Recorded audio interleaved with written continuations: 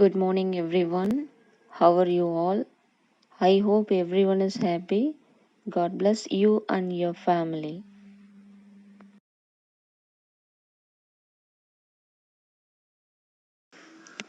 In the previous section, we saw about the electricity. What is electric circuit? What is electric circuit? An electrical circuit is composed of a source of electric power, two wires that can carry electric current, and a light bulb. One end of both the wire is attached to the terminal of a cell, while their free end are connected to the light bulb. The electrical circuit is broken when the bulb is switched off. Next one, types of electric circuit. Types of electric circuit. First one, series circuit, and second one, parallel circuit. Series circuit. The definition of the series circuit is an electric circuit in which the electric passes through each circuit element in order. Any electric circuit having all elements joined in a sequence such that the same current flow through them all. Second one, parallel circuit. Parallel circuit is defined as one where all components are connected between the same set of electrically common point. Another way of saying this that all components are connected across each other's terminals. Next one, conductor. Conductor. Conductor is an object or types of material that allow the flow of charge, electrical current in one or more direction. Material made up of metal or common electrical conductor. Next one, insulator. An electrical insulator it's a material in which the electron does not flow freely or the atom of the insulator have tightly bound electron whose internal electrical charge do not flow freely. Very little electrical current will flow through it under the influence of an electric field. I welcome everyone back to my class. Today we are going to discuss about changes around us. You must have heard that quote, the only permanent things in this world is change. You can see change every day. The moon change its shape from crescent moon to full moon. During autumn, dry leaves fall. In a day, it's hotter in the afternoon and cooler in the evening. Thus, you can observe much more such change in your immediate surroundings. In this chapter, you will learn about changes in scientific terms. You will learn different types of changes with examples.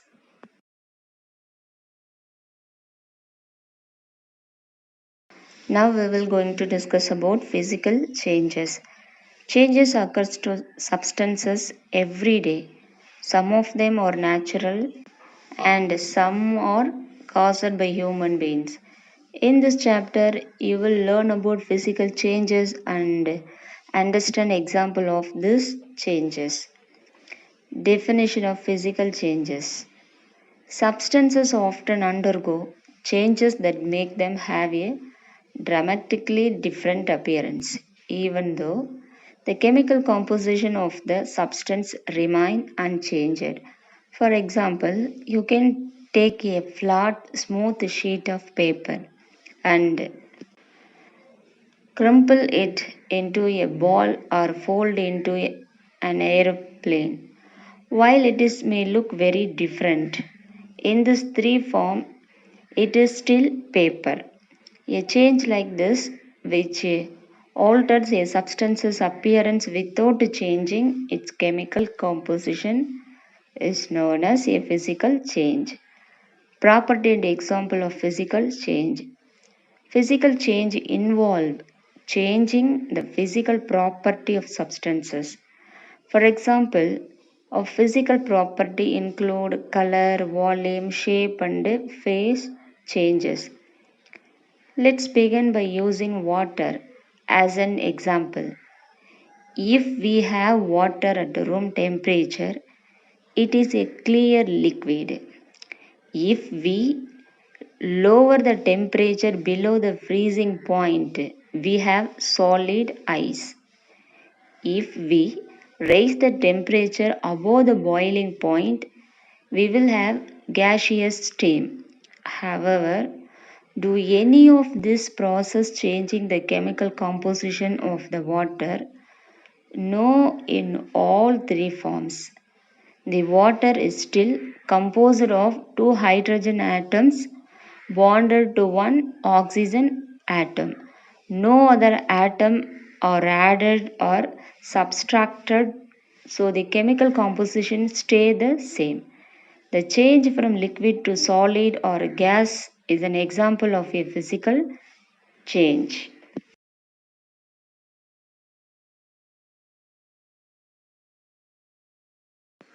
Now move on. Characteristics of a physical change. Physical change has following characteristics. Number 1. During physical change, no new substance are formed. For example, when ice cube melt, water is formed. In this change, there is no new substances, but water is same both in ice and water. Second one, a physical change is usually temporary and reversible in nature. For example, when water is heated, water vapor are formed. Once water vapor are cooled, water can be obtained again. Third one, in a physical change, the chemical property of the substance do not change. For example, in a piece of gold it's melted, its chemical composition remain the same in the solid form and also in the liquid form.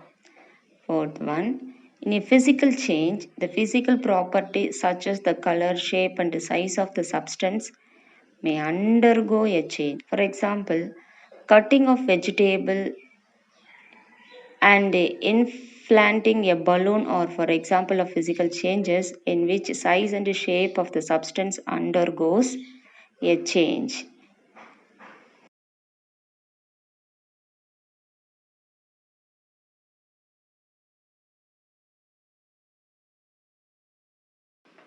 Now move on.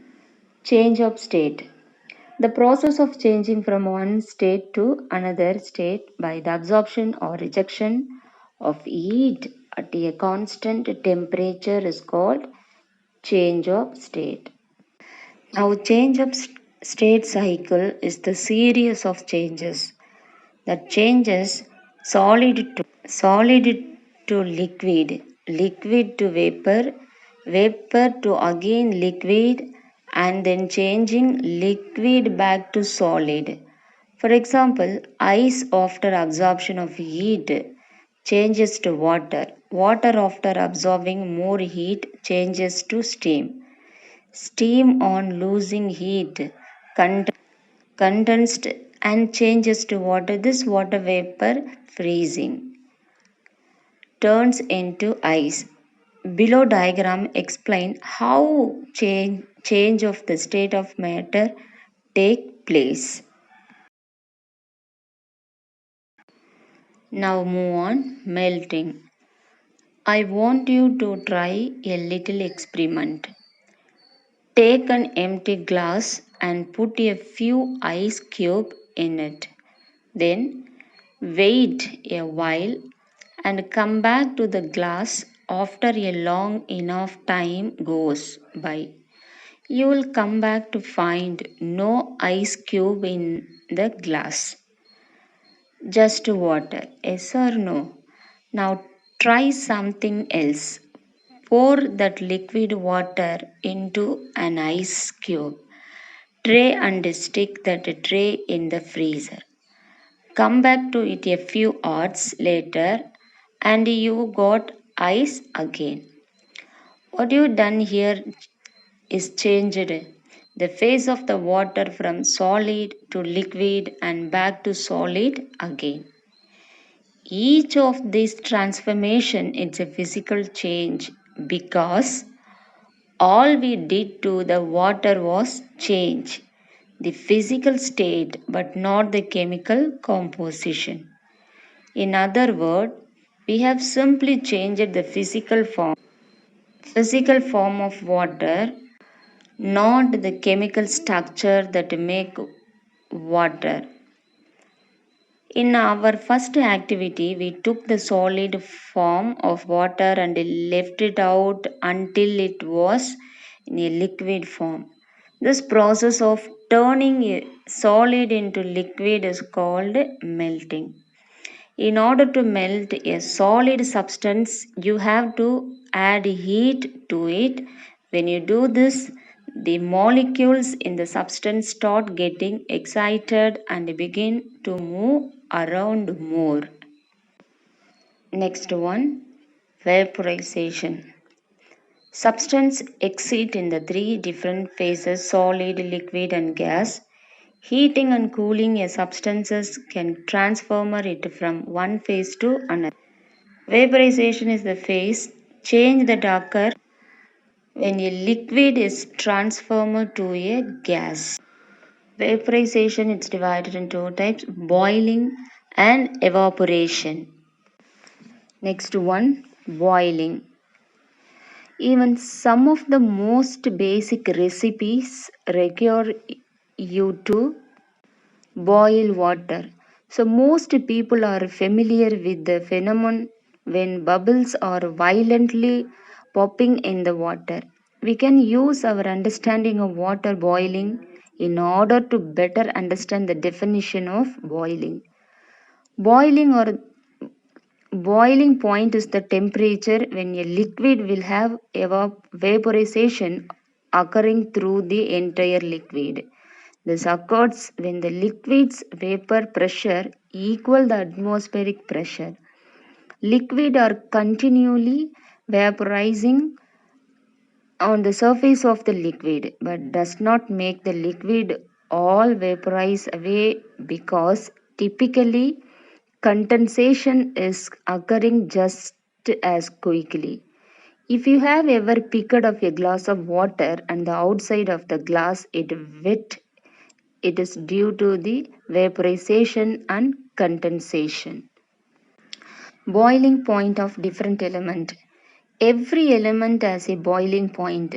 For example, the boiling point of the oxygen minus 180 degree Celsius, while the boiling point of the carbon is 4827 degrees Celsius. These aren't temperature that we can easily obtain, but it is possible to boil this element.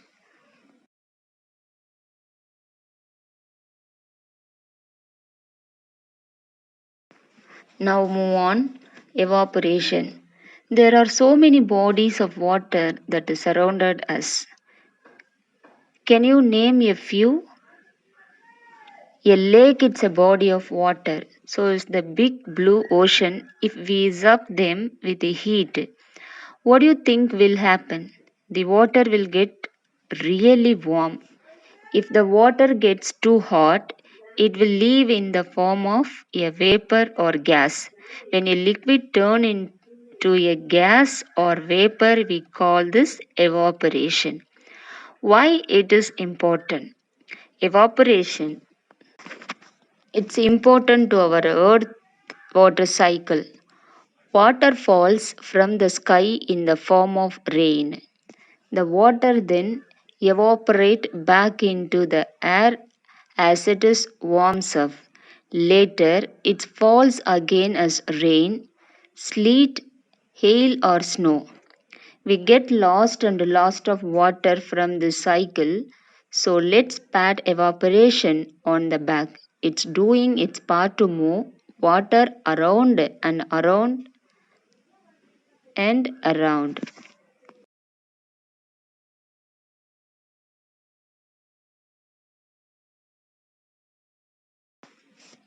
Now move on freezing. The freezing point is defined as the temperature. When a liquid turns solid, the freezing point of water is 0 degree Celsius. So, why does water turn to solid? Ice, when it put in a cold freezer, it all comes down to energy. To examine why it occurs, we need to take a close look at the role of energy on the atomic scale. Energy and heat. On the molecular scale, internal energy used to describe the energy associated with the random motion molecules and the bond between them. Heat can be defined as the transfer of internal energy from one entity to another. When you take a hot drink out on a cold day, the drink loses heat to the surrounding air, resulting in a decrease in temperature and cold coffee. Phases changes. Depending on the level of energy of the atom, matter can take on different phases. Physical state. Three phases of matter include solid, liquid, and gas. For example, let's consider water. The atoms in water stay close together but have enough energy to slide around one another, giving water its characteristics. Flow property. If we take the energy away by decreasing the temperature, the atom becomes closely packed and rigid, explaining why water placed in the freezer become hard ice. The change in the physical state of matter is referred to as a phase change. When a substance change phases, there is a change in the internal energy, but no change in temperature. The energy required to change the phase of pure substances can be described using the following equation: K equal to plus by minus milliliter.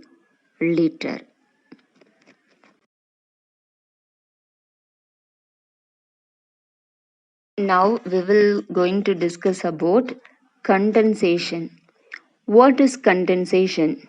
Imagine you are sitting outside on a hot summer day drinking a cold glass of lemonade. When you set your drink down on the table for a few minutes and then go to pick it up again, you notice the entire outside of the glass is wet. There are may even be drop of water rolling down the slide of the glass. Where did the water come from? The answer lies in the condensation, the process by which water vapor turns into liquid. How does condensation work? When water is heated, it turns into its gas form called water vapor.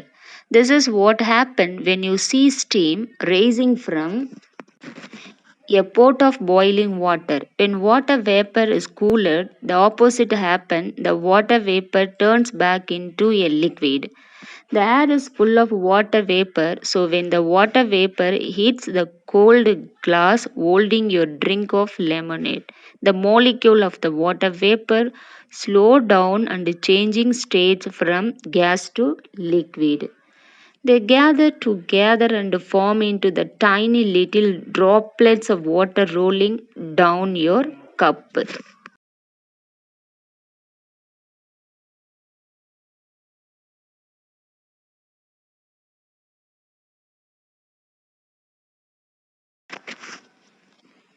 Now move on. Sublimation. What is sublimation? Fill your ice cube tray with water. Place them in the freezer and the next day you will have ice cube formed through a process called freezing. If you drop those ice cube on the floor, Soon they will have melted into a puddle of water. Freezing and melting are two common phases of transitions or change in the state of matter to or from solid, liquid, gas or plasma. Sublimation is another one of these phase transition. Except this case, we have solid turning means changing directly into a gas. As a sublimating material changes from solid to a gas. It never passes through the liquid state. This image show the water its three forms: ice, water and steam. Sublimation is just one of the way water or another substance can change between its potential phase.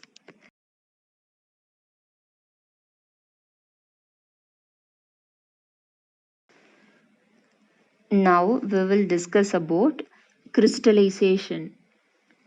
A crystal is a chunk of material in the solid form. It is typically the purest form of the material. At the microscopic level, crystals have a irregular pattern. Means that the atom and molecule in the crystals follow a particular repeating structure. Object ranging from the rarest precious diamonds all the way to grain of salt or crystals. The beautiful phenomenon of the snowflake occurs as a result of crystallization. Crystallization process. Crystallization process result in a physical change in object. It lead to the formation of crystal structure. Clear distinguish between process of crystallization it's not possible, but we can identify two category of crystallization process, namely cooling crystallization and evaporative crystallization. First one, cooling crystallization. Many substances when dissolved in solvent form crystal on cooling in favorable condition in this process. However, this method is not very common and has many limitations. Usually the substance is heated and then allowed to cool down in this method. Second one, evaporative crystallization. It is more common than cooling crystallization. Evaporating sea water levels salt behind. Pure crystals of substance are deposited after evaporation of solution. But this method requires high concentration of the substance in the solution. Therefore, its solute by solvent mass ratio should be high. Now we will going to discuss about simple experiment to demonstrate crystallization. First step. First of all, take some water in a beaker. Add a few drops of diluted sulfuric acid H2SO4. Second one, heat the mixer on a burner. Add copper sulfate powder when it start boiling. Third one, keep stirring the solution. Keep adding copper sulfate powder into the solution until it is soluble. Now filter the solution and allow it cool down. You will see crystals of copper sulfate suspended in the solution.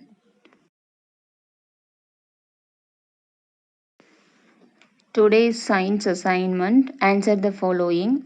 Learn all the question answers. Thank you.